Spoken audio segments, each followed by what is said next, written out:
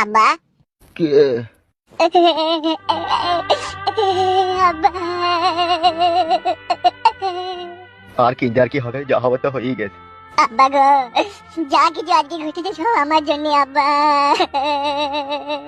তোকে আমি বারবার একটা কথা বলি, লোকের ঝুট ঝামেলায় থাকিস না, তুই আমার কোনো কথা শুনিস? আমি বুঝতে পারিনি কো আব্বা, এরকম করে ও যদি ভাইরা তোমাকে গুলি করে দিয়ে চলে যাবে। এখন তো বুঝতে পেরেছিস? বুঝতে পেরেছি আব্বা, কিন্তু আমি ও সুরের বাচ্চা এমএলএ বিকাশ দত্তকে আমি ছাড়বো না। আর কলজির ঝালকে বাই করে আমি দুই পায়ে করে চটকাবো, তোমাকে বলে রাখলাম আমি। তুমি আমার আব্বা, তোমাকে গুলি করেছে, আমার বিশাল কষ্ট হচ্ছে। চুপ কাঁদিস না, চুপ। আমি অন্যায় করেছি, দোষ করেছি, খানকির ছেলেরা তোদের হিম্মত থাকে তো আমাকে গুলি করবে, সুরের বাচ্চারা। চুপ বকিস না, তুই একটু সাবধানে থাকবি। সাবধানে তো থাকবো আব্বা, আর তোমাকেও বলে রাখছি আব্বা, আমি এমএলএ বিকাশ দত্তকে ইচিং বিচিং মার দেবো, দেখে নেবা। সব যা হবার হয়ে গেছে, আর ঝুট ঝামেলা বাড়াইতে হবে না, সব তুই সাবধানে থাকবি। আমি সাবধানে থাকবো না আব্বা, আমি এমএলএ বিকাশ দত্ত কলজিকে বাই করে মিক্সচার মেশিনে ভরে জুস বানিয়ে খাবো, তবে আমার জানে শান্তি হবে। চুপ কাঁদিস না, চুপ। তুমি কিছু খেয়েছো আব্বা? না আমি হসপিটালের খাবার খেতে পারি না, গন্ধ করে। তোর মাকে বলেছি তোর বইয়ের হাতে চারটি ভাত লিয়ে পাঠিয়ে দিবে। আব্বা গো, বলি কলা আপেল এনে দেবো আব্বা, খাবা তুমি? না কোনো ওইসব জিনিস খাওয়া যাবে না, ডাক্তার বারণ করেছে। বেশ ঠিক আছে আব্বা, তুমি তাহলে থাকো, আমি সন্ধ্যেবেলায় আবার একবার আসবো তোমাকে দেখতে। হ্যাঁ আব্বা। না সন্ধ্যেবেলায় আসতে হবে না, তুই সাবধানে থাকবি, আমি ঠিক ভালো থাকবো, তোকে বারবার আসতে হবে না, ওরা দেখতে পেলে অসুবিধা আছে। অসুবিধা তো এবার হবে শুরু আব্বা। ঝুট ঝামেলা করিস না। ডাক্তার কি বললো আব্বা, কদিন পর তোমাকে ছাড়বে বললো? এই সেলাইটা শুকিয়ে গেলেই ছেড়ে দেবে।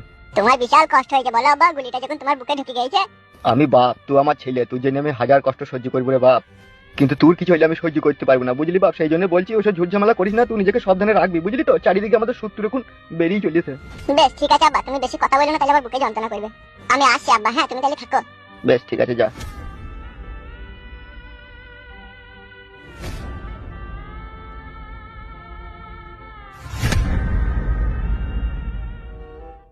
আমার ভাতাটা একটা পাগল, এত তাড়াহুড়ো করে আসতে বললো, কি করবে কিছুই বললো না।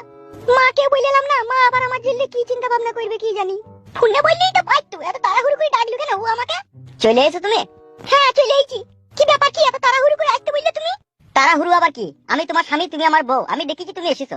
কি এমন কাজ আমাকে নিয়ে যে তাড়াহুড়ো করে ডাকতে হলো? একটা বিশেষ গুরুত্বপূর্ণ কাজের জন্য তোমাকে এখানে ডাকা হয়েছে। সেটাই তো জিজ্ঞেস করছি, কাজটা কি? একটা কথা বলবো তোমাকে। একটা কেন, তুমি হাজারটা কথা বলো, আমার কোনো অসুবিধা নেই। তুমি তোমার স্বামী, তুমি বলবে না তো কে বলবে?